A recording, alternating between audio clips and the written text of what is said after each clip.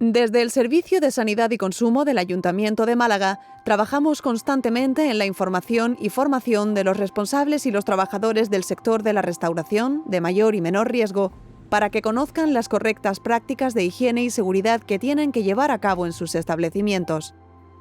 Para ello, distinguimos 3 bloques en el control sanitario. 1. Instalaciones y equipos.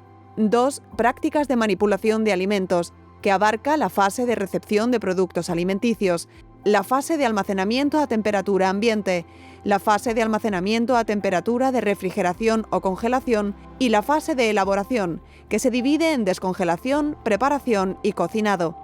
3. Documentación de autocontrol. Comencemos por las instalaciones y equipos.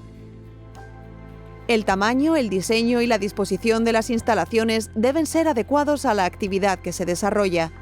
Las superficies de suelos, paredes, techos, así como aquellas donde se manipulan alimentos, deben ser de materiales lisos y encontrarse en buen estado. Las ventanas y los huecos deben estar protegidos con pantallas contra insectos y roedores y deben poder desmontarse para su limpieza. Las instalaciones tienen que estar protegidas contra la contaminación y las plagas. La ventilación debe estar garantizada. El aire será limpio y con la menor cantidad posible de polvo y humedad. No pueden existir corrientes de aire mecánicas desde zonas contaminadas a zonas limpias. El agua utilizada para la elaboración de los alimentos, hielo, así como para el lavado y la desinfección de equipos, será potable.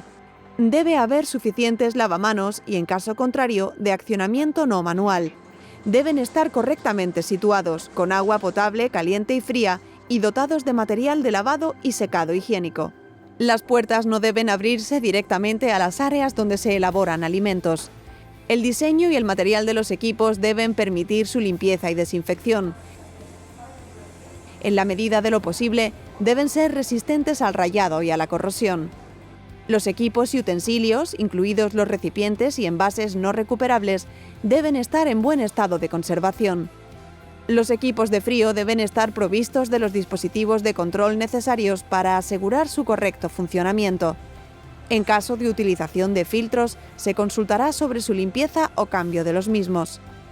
Los materiales en contacto con los alimentos deben ser aptos para su uso alimentario. En el bloque de prácticas de manipulación de alimentos, comenzaremos por la fase de la recepción de productos alimenticios. En esta fase se deberá efectuar la compra en establecimientos autorizados y solicitar a cada proveedor la factura de compra. Las materias primas deben almacenarse rápidamente, en especial aquellas que necesitan ser conservadas en frío. Hay que evitar tocar las materias no envasadas con las manos, utensilios o cualquier superficie que pueda contaminarlas. Es necesario eliminar la parte externa de los vegetales de hoja antes de introducirlos en la cámara. En la fase de almacenamiento a temperatura ambiente existen varias pautas que es necesario seguir, empezando por respetar las fechas de caducidad o consumo preferente indicadas por el fabricante. A la hora de almacenar el género, hay que sustituir envases y envoltorios sucios por otros limpios, no sobrepasar la capacidad de los almacenes ni guardar conjuntamente alimentos con productos no alimenticios, en particular con sustancias peligrosas como los productos de desinfección y limpieza. Controlar y eliminar los restos de productos alimenticios, ya que suponen un foco de atracción para los insectos. Separar distintos tipos de alimentos para evitar las contaminaciones cruzadas. No almacenar los alimentos en contacto directo con el suelo, aún estando envasados. Establecer un sistema de rotación del género para evitar que caduquen. Proteger los productos alimenticios de la luz directa. En cuanto al almacenamiento a temperatura de refrigeración y congelación, es básico el control y el registro de la temperatura de los equipos frigoríficos. El responsable del establecimiento debe fijar una temperatura en los equipos frigoríficos y en los expositores lo suficientemente baja para que los alimentos alcancen las temperaturas establecidas en la norma. No se debe mantener abierto el equipo frigorífico más allá del tiempo imprescindible. Hay que respetar las fechas de caducidad o de consumo preferente indicadas por el fabricante y la duración de las comidas refrigeradas y calientes. Las rejillas o estanterías de los equipos frigoríficos deben ser de material resistente a la corrosión y fáciles de limpiar y desinfectar. Permitir la circulación del aire entre los diferentes productos para evitar la proliferación de mohos y levaduras. No sobrepasar la capacidad de los equipos frigoríficos. Tapar los alimentos, evitando que caigan encima de ellos exudados y o restos de otros productos. Separar distintos tipos de alimentos para evitar las contaminaciones cruzadas. Lo ideal es agrupar en carnes y pescados frescos, frutas y verduras frescas y productos elaborados. Los productos elaborados deben estar separados de los que no lo están y situados en la parte superior del equipo frigorífico para evitar que les caigan encima exudados y o restos de otros productos. Utilizar etiquetas que indiquen el día de entrada de la materia prima perecedera y o el día de elaboración. Los alimentos no contactarán con el suelo de la cámara.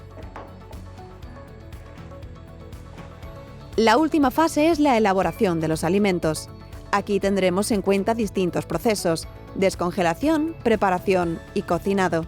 En el proceso de descongelación de alimentos, no se deben descongelar los alimentos a temperatura ambiente ni se pueden volver a congelar productos una vez descongelados. Es preferible descongelar a la temperatura de refrigeración y en un lugar seguro dentro de la propia cámara donde no pueda producirse contaminación cruzada, ni el líquido de la congelación pueda gotear sobre otros alimentos, en especial sobre comidas ya elaboradas. Las descongelaciones deberán ser completas antes de la elaboración del alimento. Si no, el calor durante la cocción no llegará al interior de la pieza correctamente, con el consiguiente crecimiento microbiano. Si se van a emplear otras técnicas, como por ejemplo el microondas, hay que seguir las instrucciones del fabricante. Durante la preparación de los alimentos se deben distinguir las siguientes pautas. Disponer de espacios y utensilios distintos para la preparación de los alimentos crudos y los cocinados. Hay que poner especial énfasis en las tablas de cortar. Por eso se recomienda tener tablas de distintos colores para cada tipo de alimento. Si no es posible utilizar equipos y utensilios distintos, hay que lavarlos y desinfectarlos a fondo cuando se manipulen alimentos distintos, crudos y cocinados. Los trapos de tela en la cintura no están recomendados.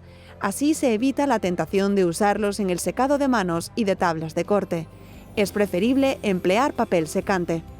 Se deben tapar los productos hasta el momento del cocinado y luego, una vez elaborados, para evitar que caigan encima de ellos restos de productos y suciedad.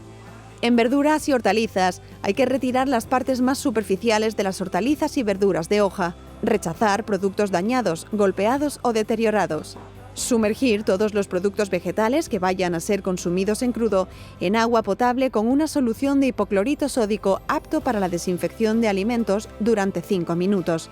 Aclarar posteriormente con abundante agua potable, preferentemente corriente. En pescados y mariscos es necesario supervisar el pescado para comprobar la ausencia de parásitos. El pescado que vaya a ser consumido crudo o prácticamente crudo debe congelarse previamente a -20 grados durante 24 horas para evitar la presencia de parásitos. Se deberá informar al consumidor de ello.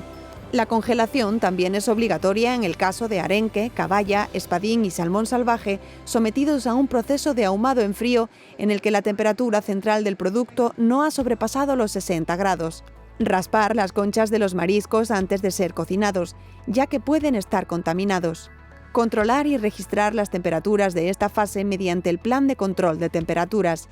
Los moluscos bivalvos han de estar vivos cuando se compren y no deben conservarse sumergidos en agua. Se debe conservar la etiqueta de los embalajes durante 60 días. Durante el cocinado de los productos hay que seguir una serie de normas comunes. Establecer unos límites de tiempo y temperatura para el cocinado, dependiendo del sistema de cocción elegido, del producto y de la cantidad de alimento que se vaya a cocinar. De esta forma se garantiza que el producto no va a perjudicar la salud de los consumidores. Este proceso se debe controlar y registrar mediante el plan de control de temperaturas. Comprobar especialmente la temperatura del interior de piezas de gran tamaño de carne y pescado. Se recomienda alcanzar una temperatura de 70 grados. Para recalentar las comidas ya cocinadas y que se han mantenido en refrigeración o congelación hasta el momento de su utilización, hay que alcanzar el centro del producto y en el menor tiempo posible la temperatura de 70 grados. Desechar los restos de comida. Cambiar con frecuencia el aceite de fritura. Para cocinar con huevo existen unas normas específicas. Si se van a consumir sin posterior calentamiento, hay que utilizar huevos y productos pasteurizados. Si se utilizan huevos frescos, se tendrá que comprobar que el alimento ha alcanzado 75 grados en su interior. Está prohibido utilizar huevos frescos en la elaboración de mayonesas y otras salsas que se elaboren y consuman sin calentar. Los huevos hay que batirlos con la mínima antelación a su cocinado. Después de su preparación o cocinado, hay que conservarlos inmediatamente a una temperatura que no sobrepase los 8 grados y dejarlos tapados. Lo elaborado con huevo debe conservarse durante 24 horas como máximo. Para una correcta implementación de estas medidas y para aumentar la seguridad alimentaria en su establecimiento, es fundamental cumplir el último bloque, que consiste en disponer de la documentación de autocontrol y mantener actualizados sus registros. En primer lugar, el establecimiento deberá disponer de las correspondientes autorizaciones administrativas, declaración responsable tramitada en el ayuntamiento e inscripción en el Registro Sanitario de Empresas y Establecimientos Alimentarios de Andalucía. Previamente, ha tenido que comunicar el inicio de actividad en la Junta de Andalucía. También tendrá que disponer y actualizar del documento de autocontrol con los requisitos simplificados de higiene, la información alimentaria facilitada al consumidor sobre alérgenos y los establecimientos de restauración que ofrezcan o tengan capacidad para más de 200 menús al día dispondrán además del documento APPCC.